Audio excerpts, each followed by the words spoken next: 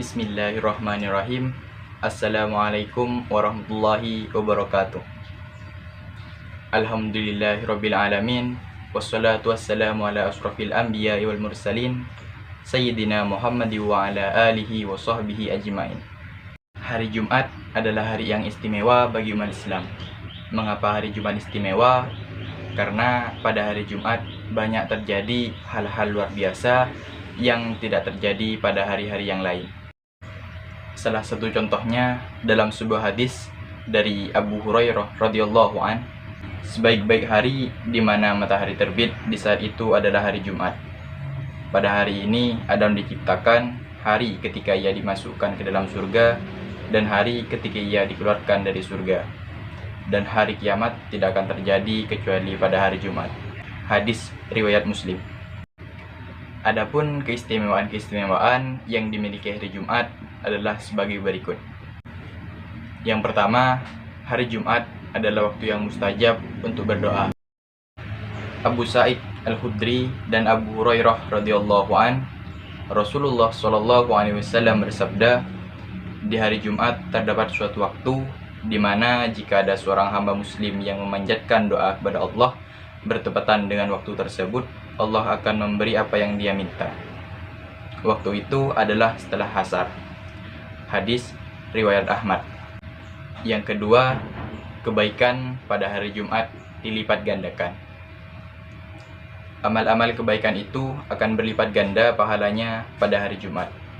Hadis riwayat At-Tabrani.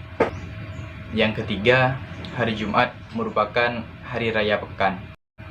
Ini hari Jumat adalah hari yang dijadikan Allah sebagai hari raya bagi kaum muslimin. Hadis riwayat Ibnu Majah dan At-Tabrani. Yang keempat, hari Jumat merupakan pemimpin bagi hari-hari yang lain. Sungguh, hari Jumat adalah tuannya hari-hari dan yang paling agung di sisi Allah. Hadis riwayat Ahmad dan Ibnu Majah. Pemirsa yang beriman, perbedaan yang paling mencolok antara hari Jumat dan hari-hari yang lain adalah ibadah. Bagi laki-laki, diwajibkan untuk melaksanakan sholat Jumat sebagai pengganti sholat zuhur. Sebagaimana firman Allah Subhanahu wa Ta'ala dalam surat Al-Jumu'ah ayat ke-9. A'udzu billahi minasyaitonir rajim. Bismillahirrahmanirrahim. Ya ayyuhalladzina amanu idza nudiya lis-salati min yaumil jum'ati fas'au ila dzikrillahi wa dzarul bait dzalikum khairul lakum in kuntum ta'lamun. Artinya, wahai orang-orang yang beriman, apabila telah diseru untuk melaksanakan sholat pada hari Jumat, maka segeralah kamu mengingat Allah dan tinggalkanlah jual beli. Yang demikian itu lebih baik bagimu jika kamu mengetahui. Sebagaimana yang telah disebutkan di atas, kebaikan pada hari Jumat dilipat gandakan. Begitu pula dengan ibadah sholat Jumat. Kendati demikian, banyak orang-orang yang merugi dengan tidak maksimal dalam mencari pahala, atau bahkan tidak mendapat pahala sedikit pun, hanya rasa letih semata karena melakukan kegiatan-kegiatan berikut ini. Yang pertama, melangkahi pundak jamaah yang duduk berdampingan. Manakala ada orang yang datang telat Jumatan, lalu beranjak maju melangkahi jemaat di depannya, ia berjalan melangkahi jemaah lain untuk menempati shaf yang kosong. Barang siapa di hari Jumat melangkahi pundak orang lain, maka akan dibuatkan baginya jembatan ke jahanam. Hadis riwayat Ibnu Majah nomor hadis 1106. Larangan ini ditunjukkan untuk orang yang telat datang Jumatan saat khatib telah berdiri untuk berkhutbah, lalu melihat celah shaf di depannya, lalu melangkahi jemaah yang sedang duduk berdampingan. Mengapa hal ini dilarang? Karena kegiatan tersebut dapat mengganggu konsentrasi para jamaah yang duduk berdampingan tersebut ketika mendengarkan khutbah Jumat. Yang kedua, duduk memeluk lutut. Dari Mu'az bin Jabal radhiyallahu an, beliau menceritakan, Nabi Shallallahu Alaihi Wasallam melarang duduk memeluk lutut pada hari ketika imam sedang berkhutbah.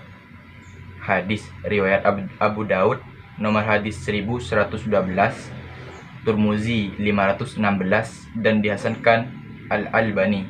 Duduk memeluk lutut dapat menyebabkan rasa kantuk, bahkan tertidur, yang membuat batal wudhu. Selain itu juga melewatkan isi khutbah Jumat. Yang ketiga, berbicara dan bermain-main ketika khutbah Jumat.